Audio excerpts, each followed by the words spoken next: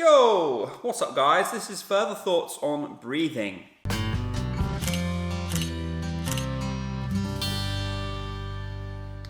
If you want deep singing knowledge you'll get nowhere else, subscribe, pound that thumbs up if you enjoy this video, let's go! So people that follow my channel, you'll be aware that I don't often put videos up about breathing. And I made a I answered an email yesterday where I put a little bit of text towards the end of the video regarding breathing, and I didn't cover it in the video purely because I hadn't noticed it until I was going back through and editing and putting it all together. So I thought, why not make a video about breathing today? Because I don't cover it much. I have done, but probably not for, I don't even know, a year, maybe longer. Part of the reason I don't emphasize or overemphasize breathing is mostly because it wasn't a huge part of my journey. It's not something I needed to work at particularly hard. I intuitively kind of understood it, and I generally assume that most people are going to be able to do the same thing.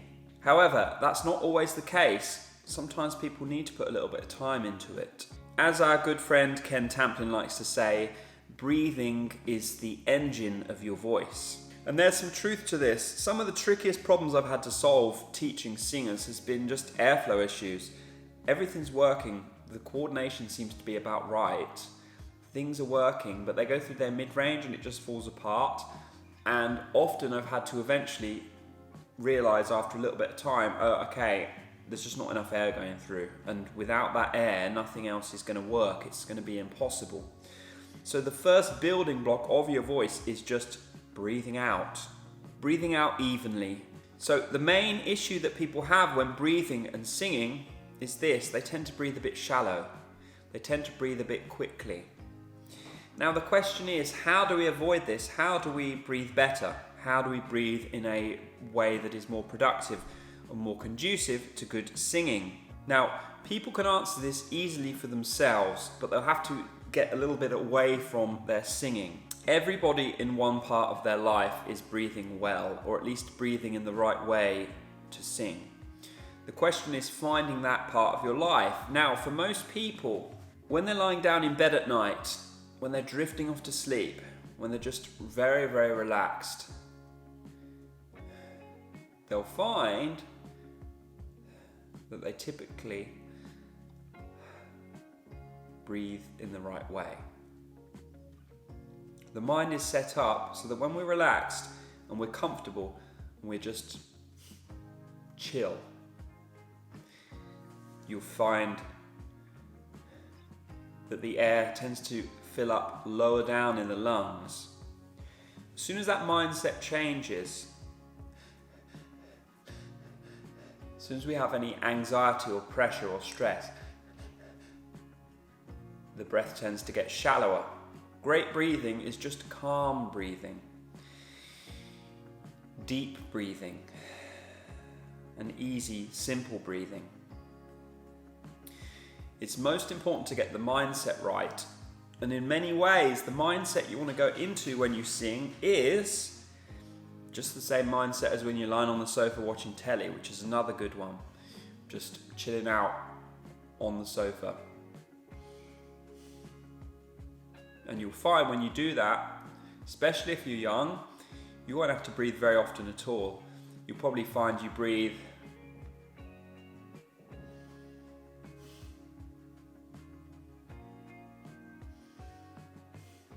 and there's a lot of gap in between the breaths. So the trick is to catch yourself, to be lying in bed, not thinking about breathing correctly, to be chilling out on the sofa, not thinking about breathing, and just catch yourself out of the blue and monitor. How am I breathing when I'm most calm, when I'm most open and relaxed? That has to be taken into singing. And the only extension that needs to happen is this, is you just need to take a little bit more air into your lungs. If the coordination's working well up here, you don't necessarily need that much air. Something like that. Just take in some air. Yeah, your lungs don't need to be crazy full. Maybe fill them up 3/4 to 6/8 if you're good at fractions, but about 3/4 full, yeah? Deep breaths and calm. Now if you find when you go into the sing and you're a little bit anxious, you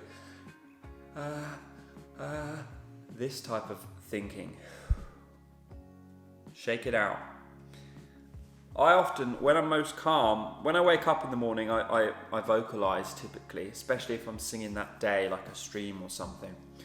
And I'll literally wake up and I'll just be in bed and I open my eyes and I'm like,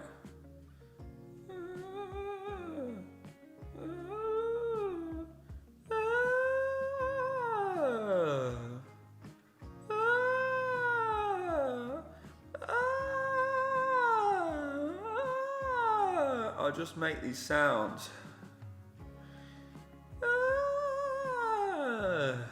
This type of thing.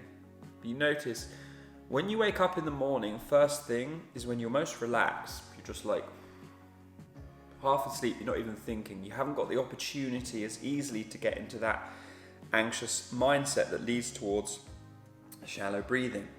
So you have to find a way to catch yourself on the sofa, in bed, catch yourself breathing the right way, in the most natural, calm, relaxed way you do. And then just breathe a little deeper and be consciously aware of it. And from there, you can take that into your singing. Now, the only other thing you need to know is this, is as you compress into deeper sounds, as you compress into more thick, heavy types of sounds, especially higher up, you are going to feel a little bit more work down here from the diaphragm. Don't shy away from that. You're certainly going to feel like you're working harder there than you will do just in bed.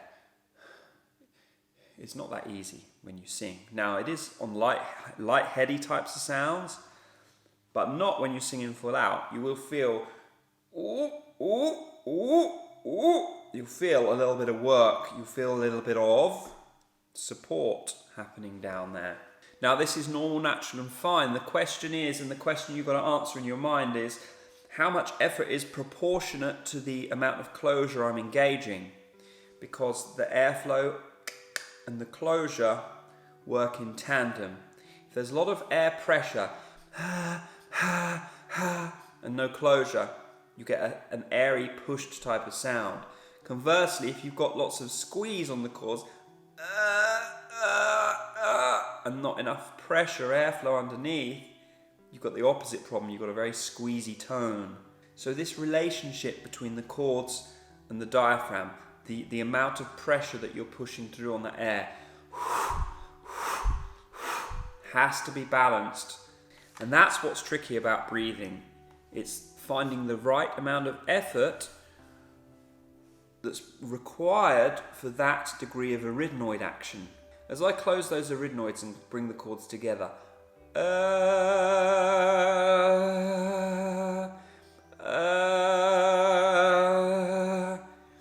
I have to find a proportionate amount of pressure to balance out that squeeze. So for people who've criticised me in the past for not covering this stuff, here you go. Here are my thoughts. Yes, breathing is important. Yes, airflow is important. I'm not denying that. So, start your engines, guys. Make sure you address breathing in a nice, simple way. Catch yourself when you're breathing the right way. Take it a little bit deeper and then take that into your singing. Nice and simple and clean. Nothing too complicated. You don't need to sit there and spend a lot of time practicing your breathing with a lot of breathing exercises. This isn't necessary. The tools you have, the tools you were born with, they're there. You can use them straight away. You don't need to, there's no secret to breathing. There's no secret little thing that you haven't figured out yet. We're all born using our voice. We're all born breathing. We're all born with the ability to let rip.